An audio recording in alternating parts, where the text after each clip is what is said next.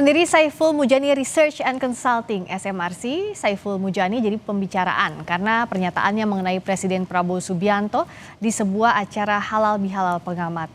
Saiful Mujani buka suara usai pernyataannya yang menyerukan konsolidasi untuk menjatuhkan Presiden Prabowo Subianto viral. Mujani menegaskan pernyataannya bukanlah bentuk makar, namun bagian dari sikap politik. Sikap politik berada satu tingkat di bawah partisipasi politik atau tindakan politik.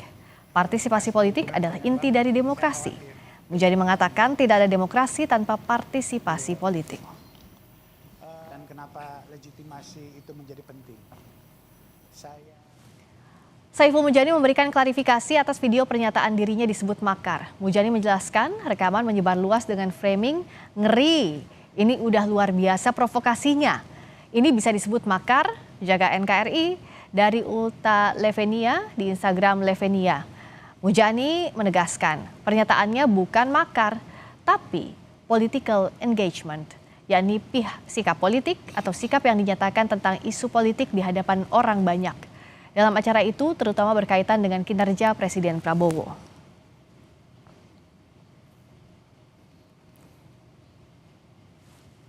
Sikap dan tindakan politik bagian dari hak setiap warga negara dan dijamin oleh konstitusi. Ia masuk dalam wilayah kebebasan berbicara.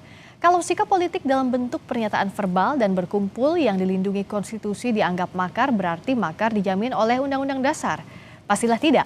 Dan karena itu sikap politik bukanlah makar yang secara legal dilarang.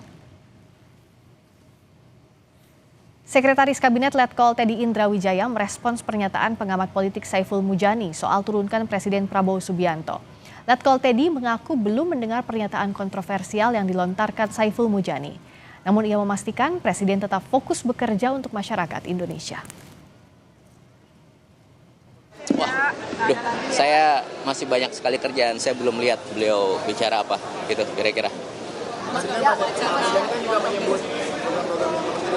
Apalagi Bapak Presiden ngurusin hal besar, lagi fokus dengan hal-hal yang lebih strategis dan ya gitu ya.